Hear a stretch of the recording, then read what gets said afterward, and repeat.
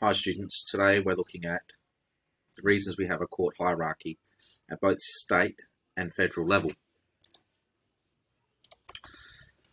In Australia, we have a federal system and a state system. Our state system is the Magistrates Court, District Court and Supreme Court, and we have both public and private law matters. This here is the Criminal Magistrates Court. This is the Civil Magistrates Court. And over here is where our District and Supreme Court matters are heard. And over here is the High Court of Australia. In the High Court, there's the full court and the full bench. The full court and full bench predominantly listen to appeals, and mostly all appeals go to the full court of the Supreme Court or the Court of Criminal Appeal.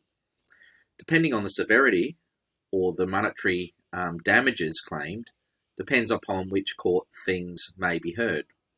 Example, a common assault would be heard in the Magistrates Court, a murder would be heard in the Supreme Court. A minor workplace injury may be in the Civil Magistrates Court.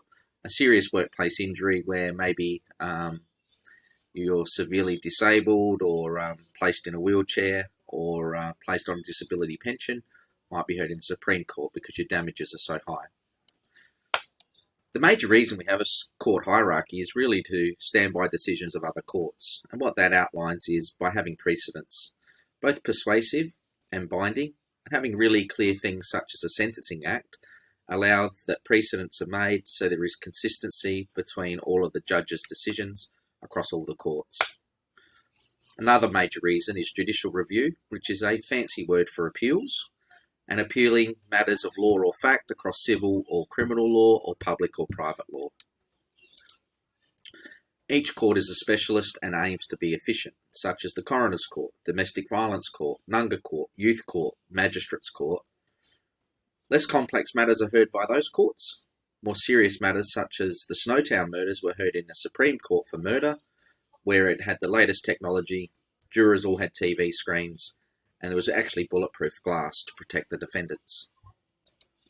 We talked about specialist courts, but one of the most specialised courts is Domestic Violence and Drug Court, with a real, I suppose, expertise in dealing with those types of matters and looking at ways in which people are able to be supported. Also gives us flexibility and choice. Some past exam questions. Why do we have a court hierarchy and why is it necessary? As well as people's rights are protected by the courts. The next topic I'll go through is ADR, why most matters are settled out of court. One of the things to notice with our court hierarchy is the further up you go, the higher the expertise, the higher it's going to cost you, or the more it'll cost you, and the more specialised the people are, as well as their payment. The other thing to notice with a court hierarchy is that if they're from other courts in other territories or states, they're only ever persuasive decisions on our state hierarchy. So our states have pretty much retained that as part of their own judicial process or judicial independence, and obviously that's outlined in Chapter 3 of the Constitution.